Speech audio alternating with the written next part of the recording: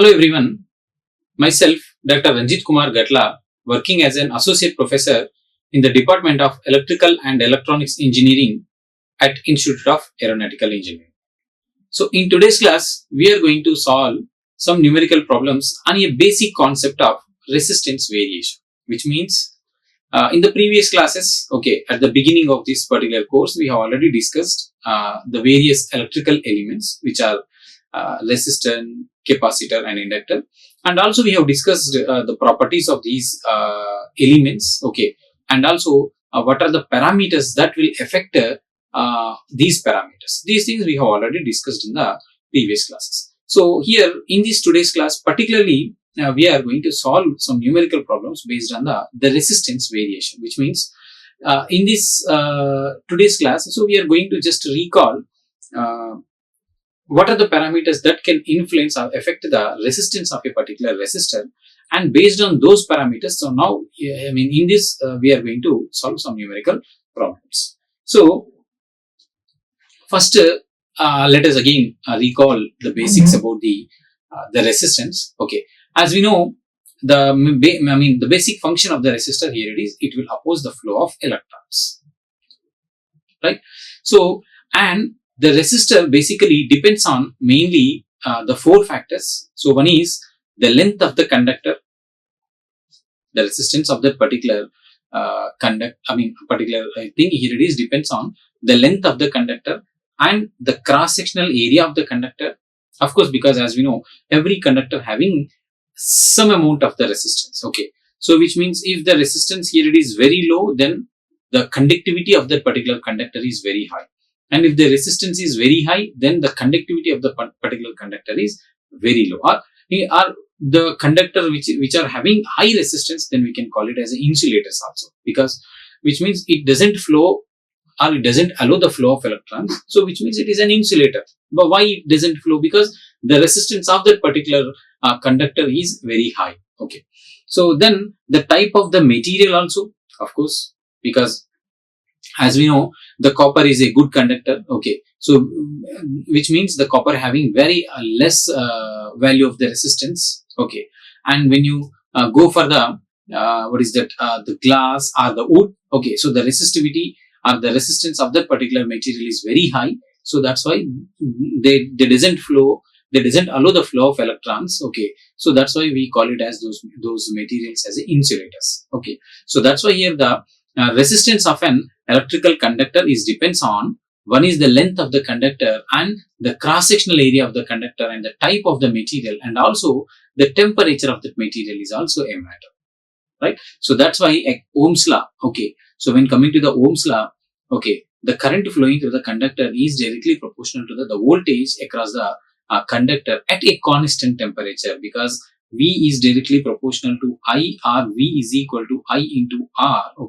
Because here R is constant. When R is constant, when the temperature is constant. Because if you change the temperature of that particular material, then the resistance value will also affect. So that's why at constant temperature, right?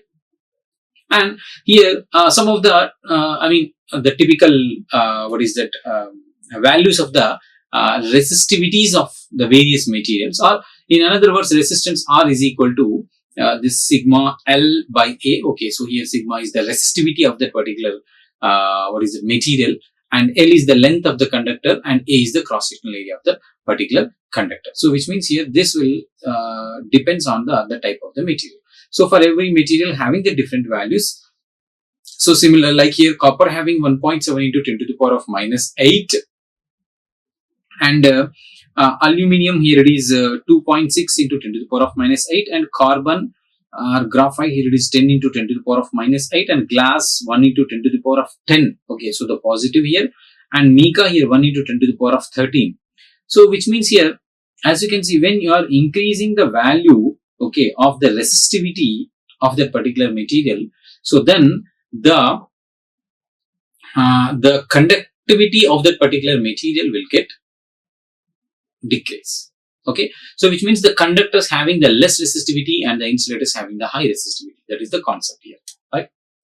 So based on this concept, now we are going to solve some numerical problems. So first let us go with the problem number 1. let me read the problem. The resistance of a 5 meters length of wire is 600 ohms. Determine, first bit here it is, the resistance of a 8-meter length of the same wire and the length of the same wire when the resistance is 420 ohms. So which means first let me write the given data here. L is equal to 5 meters and R is equal to 600 ohms, and determine the resistance of a 8-meter length of the wire of the same wire.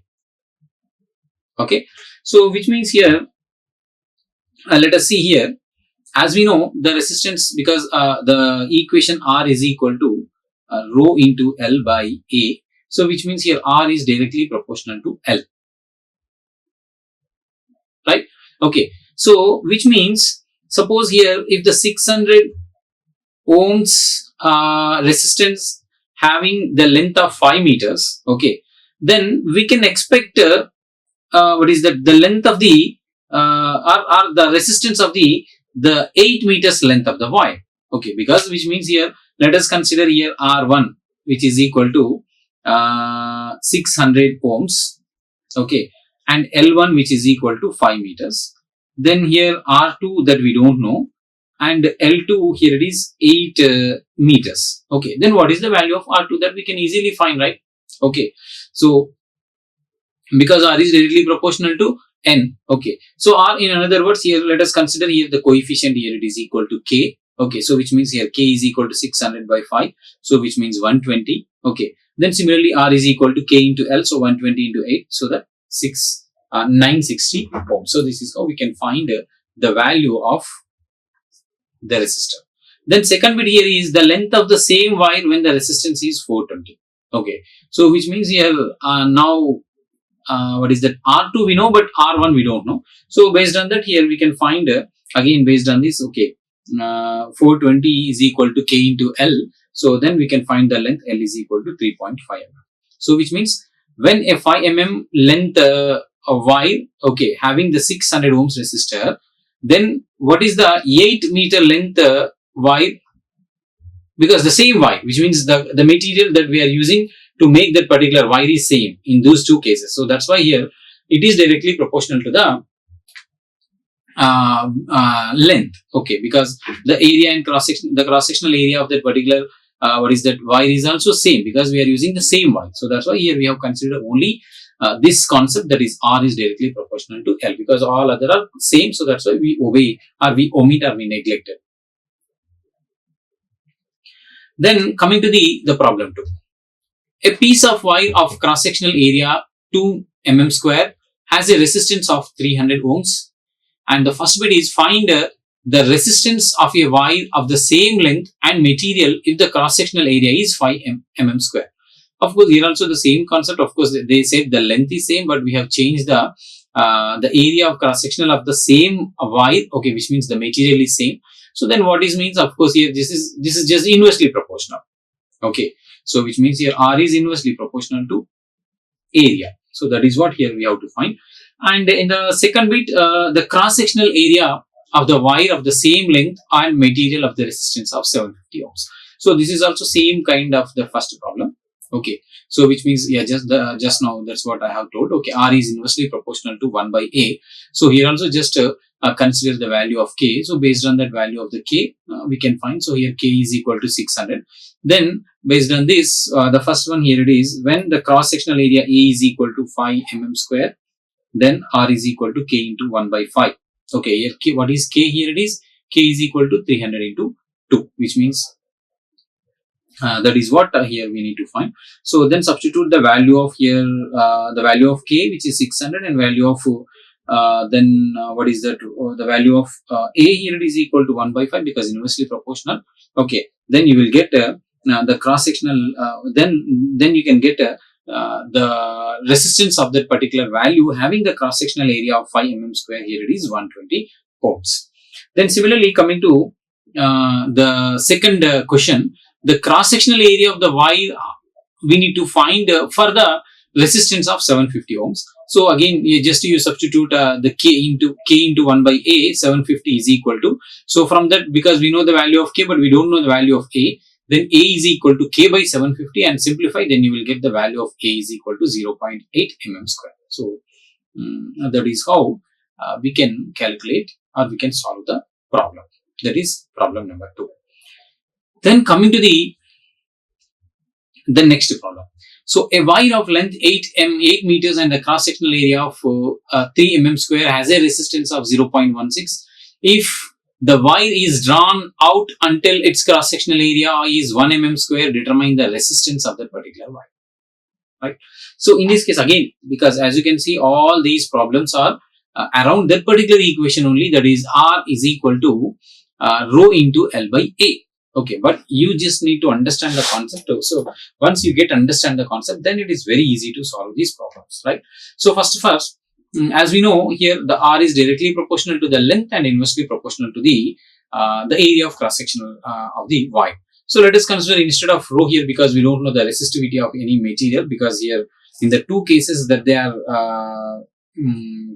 saying that the material used to make the wire is same. So that's why we have just neglected that the resistivity of that particular material. So that's why, so instead of just R proportional to R proportional to L by A. So instead of this, here we just considered R is equal to some constant k into L by A. So now we need to find the value of the k, so that we can find the another parameters. So to find the value of the k, here it is, because we know the value of R, which is equal to 0.16, and L 8 that they have given, and A is equal to 3.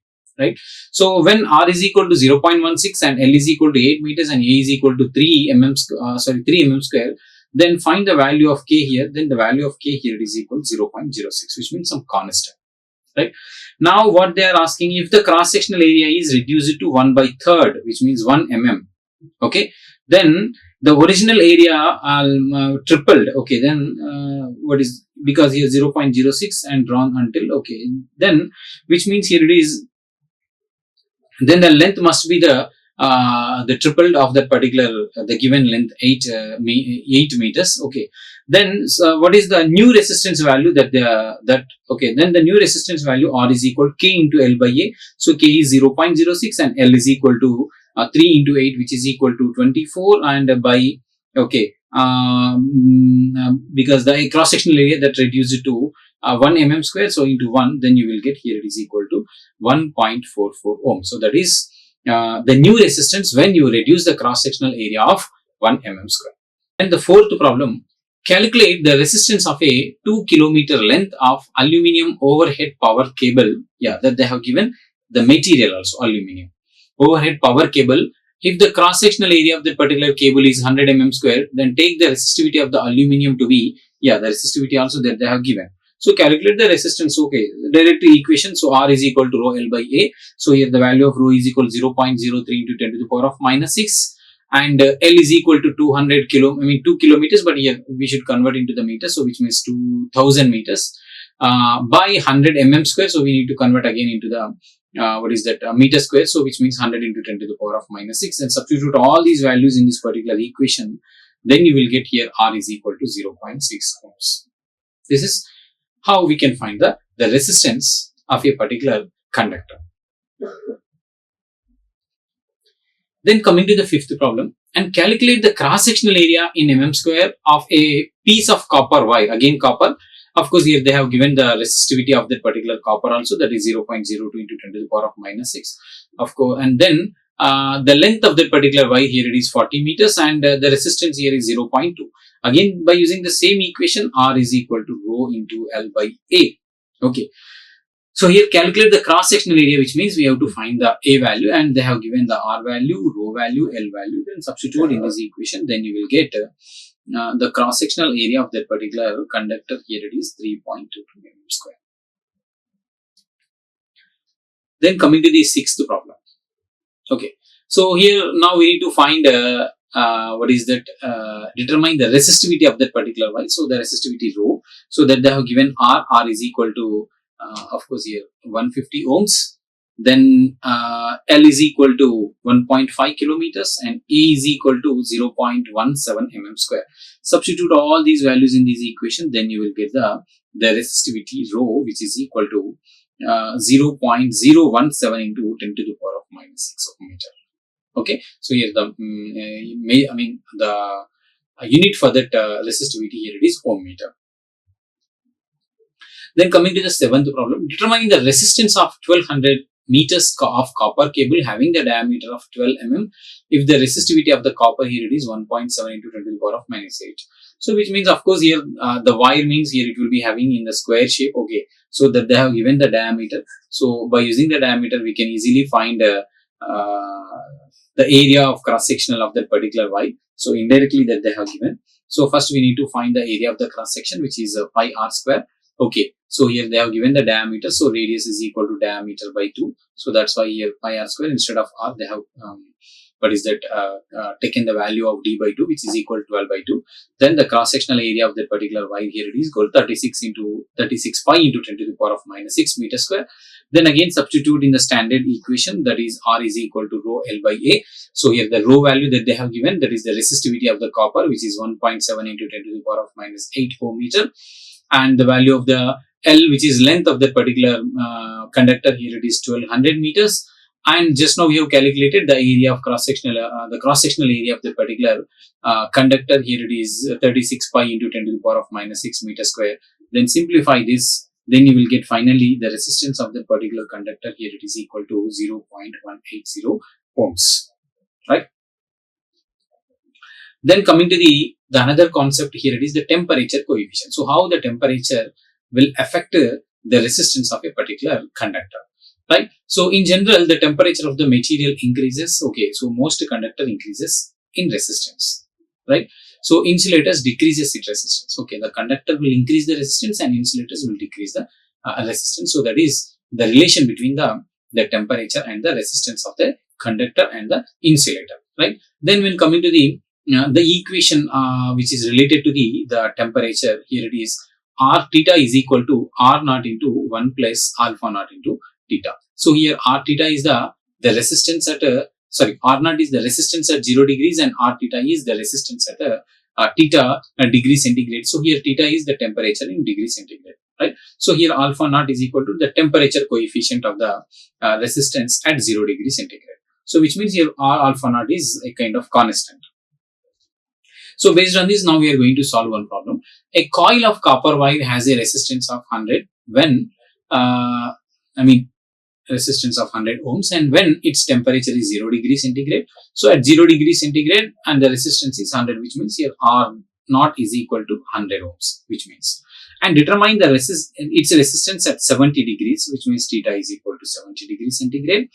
If the temperature coefficient of a resistance of copper is equal to 0 at 0 degree centigrade, here it is 0.03, which means here it is alpha naught, which is equal to 0.0043 degree centigrade. Then substitute all these values in this equation, then you will get the resistance at 70 degrees centigrade, which is equal to 130.1 ohms. So which means now you can see, because the previous point here, so that more conductors increases the resistance, okay, by increasing the temperature, and insulators decreases the resistance. So that's what here, as you can see, at 0 degree centigrade the conductor resistance is 100 ohms, okay, but at 70 degrees centigrade, which means now we are increasing the temperature, so which means the resistance of the conductor must be increases. So that's why here at 70 degrees centigrade, here it is 130.1 ohms. So which means we are increasing the temperature from 0 to 70 degrees, then the resistance also it is increasing from 100 to 130.1 ohms. So that is how the relation between the temperature and the resistance of a particular material. Then another problem, an aluminum cable has a resistance of 27 ohms at a temperature of 35 degrees centigrade, then determine its resistance at 0 degrees centigrade, take the temperature coefficient. Of course in a different way, okay. So which means now here we know the value of, because here r theta is equal to, what is this r theta is equal to r naught into 1 plus alpha naught into theta. So here we need to find the value of r naught. We know the value of r theta, right? Just substitute, then you will get, because if you simplify this, then you will get the equation as r theta by 1 plus alpha naught into theta. Then substitute all these values, then you will get here 23, which means now you can see, now you are decreasing the temperature from 35 to 0 degrees centigrade. So at 35 degrees here, the resistance here it is 27 ohms, but at 0 degrees here it is 23. So that's what just now we have discussed. Okay, so the conductor, the resistance will increase with respect to the temperature. Okay, so this is how about the numerical problems. In the next class we will discuss the next topic. Thank you. Like, share and subscribe. Hit the bell icon for more updates.